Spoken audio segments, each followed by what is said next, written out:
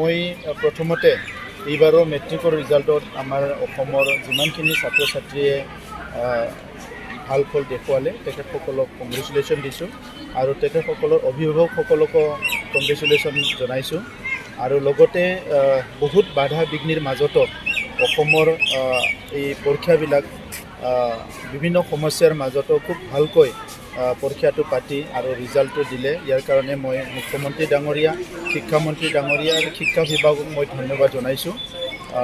আৰু লগতে স্পেচিয়েলি এইবাৰ আমাৰ বিটিআৰৰ কাৰণে ভাল খবৰ, কনষ্টেণ্টলি যিবিলাক ডিষ্ট্ৰিক্ট আমাৰ মেট্ৰিকত লয়েষ্ট বা lowest second, lowest third, lowest ফ'ৰ্থত আছিলে সেই ডিষ্ট্ৰিক্টবিলাক আগবাঢ়ি বহুত আগত আহিল। এতিয়া চিৰাং ডিষ্ট্ৰিক্ট টপ হ'ল, এইটো আমাৰ কাৰণে ভাল খবৰ আৰু আমাৰ সঁচাকৈ এইটো এটা আনন্দৰ এটা দিন হয় আমাৰ কাৰণে, কাৰণ আমি বহুত সময়ত হতাশ হৈ গৈছিলোঁ যে কিয় আমাৰ ৰিজাল্টবিলাক বেয়া হয়।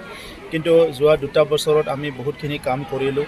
আমাৰ অফিচাৰসকলে দিনে নিশা কাম কৰিছে, আমি পষ্টমৰ্টেম কৰিছোঁ, ৰিভিউ কৰিছোঁ, বহুতখিনি এনালাইচিছ কৰিছোঁ, টিচাৰসকলক ট্ৰেইনিং দিছোঁ, এক্সপ'জাৰ কৰিছোঁ, এক্সপ'জাৰ ট'ৰ কৰাইছোঁ বা এক্সচেঞ্জ প্ৰগ্ৰাম কৰাইছোঁ, বিভিন্ন কামবিলাক আমি কৰি আছিলোঁ। আৰু এইবাৰ আমাৰ যোৱা বছৰৰ পৰা আমাৰ শিক্ষা বিভাগৰ ইয়াত যি বিষয়া আছে তেখেতসকলে দিনে নিশা কাম কৰিছে আৰু শিক্ষকসকলৰ লগত খুব ভালকৈ কনষ্টেণ্টলি এটা সম্পৰ্কটো গঢ়িবলৈ চেষ্টা কৰিছিলে।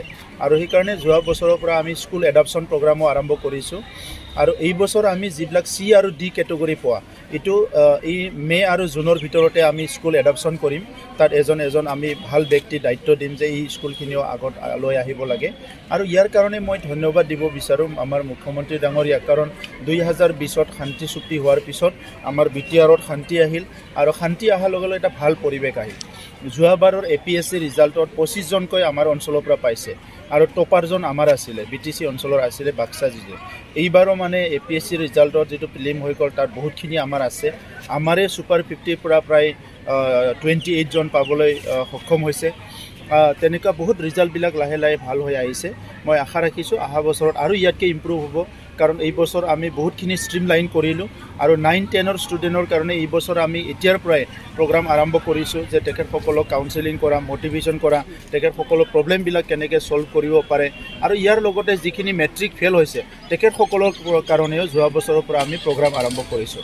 গতিকে মই বাক্সা ডিষ্ট্ৰিক্টৰ আমাৰ IS আৰু গোটেই বিষয়াবিলাকক আৰু বিষয়াসকল আৰু আমাৰ হাইস্কুলৰ শিক্ষক, হায়াৰ ছেকেণ্ডাৰী প্ৰিন্সিপালসকলক কংগ্ৰেচুলেশ্যন জনাইছোঁ। আমাৰ বাক্সা জিলাৰ যিমানখিনি IS আছে অফিচাৰসকলক মই কংগ্ৰেচুলেশ্যন আৰু ধন্যবাদ জনাইছোঁ। প্ৰিন্সিপালসকলকো মই তেখেতসকলৰ ষ্টাফসকলকো হাৰ্ডৱৰ্কৰ কাৰণে মই কংগ্ৰেচুলেশ্যন জনাইছোঁ। কাৰণ মানৱ সম্পদ যিটো গঢ়িব লাগে তাত আমি কোনো কম্প্ৰমাইজ কৰিব নালাগে। এতিয়া গ্ল'বেল কম্পিটিশ্যন হৈছে, তাত আমাৰ ল'ৰা ছোৱালীখিনি গ্ল'বেল কম্পিটিশ্যনৰ ফালে লৈ যাব লাগিব। তাত যদি আমি মেট্ৰিক পাছ কৰা নকৰাতে যদি থাকিব লাগে তেনেহ'লে গ্ল'বেল কম্পিটিশ্যন কেনেকৈ কৰিম? একে বয়সতে ল'ৰা ছোৱালী স্পৰ্টছ, কালচাৰ, কম্পিউটাৰ চব শিকিব লাগিব আৰু ইয়াৰ কাৰণে আমি অলপ কামবিলাক খুব ছিষ্টেমেটিকেল আৰু ফাষ্ট কৰিব লাগিব। তো ইয়াৰ কাৰণে অসমৰ শিক্ষা বিভাগকো মই ধন্যবাদ জনাইছোঁ। তেখেতসকলে আমাক খুব ছাপোৰ্ট দি আছে, এনি টাইম ফ্ৰিকুৱেণ্টলি তেখেতসকলে টাচ কৰি আছে। মুখ্যমন্ত্ৰী ডাঙৰীয়াই যোৱাবাৰ আহি বড়ো সাহিত্য সভাৰ মিটিঙত অপেনলি কৈছে যে ৰিজাল্ট ইম্প্ৰুভ কৰিব লাগে। শিক্ষামন্ত্ৰী ডাঙৰীয়া 3-4 বাৰকৈ ভিজিট কৰিলে। কেইদিনমান আগতে শিক্ষামন্ত্ৰী ডাঙৰীয়াই আমাৰ C আৰু D গুণোৎসৱত যিসকলে C আৰু D গ্ৰেড পালে তেখেতসকলৰ লগত মিটিং কৰিলে। গতিকে এতিয়া বিটিআৰখনত আমি আশা কৰিছোঁ যে শিক্ষাৰ ভাল এটা মহল ক্ৰিয়েট হ'ব, মই এইটো আশা কৰিছোঁ।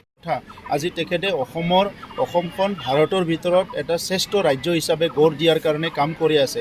But at the same time যিবিলাক 30-40 বছৰৰ পুৰণা বেমাৰ আছিলে এই বেমাৰবিলাক চিৰদিনৰ কাৰণে নাইকিয়া কৰাৰ কাৰণে কাম কৰি আছে। আৰু ইয়াত আজি দেখিবলৈ পাইছোঁ যে যিটো স্থায়ীভাৱে শান্তি অনা, এই স্থায়ীভাৱে শান্তি অনাৰ যিটো কাম মুখ্যমন্ত্ৰী ডাঙৰীয়াই কৰিলে এইটো বহুত দিশত ইয়াৰ কাৰণে ভাল ফল পাব। অকল শিক্ষাতে নহয়, অৰ্থনীতি উন্নয়ন হ'ব, পৰ্যটনৰ ফ্ৰিকুৱেঞ্চিটো বাঢ়িব, আমাৰ মাজত যিটো সমন্বয় আছিলে জাতি জনগোষ্ঠীৰ যিটো হেৰাই গৈছিলে এইটো লাহে লাহে বাঢ়ি আহিব। চব দিশতে আজি অসম শান্তি হোৱাৰ লগে লগে চব দিশতে আমি আগবাঢ়ি যাব পাৰিম।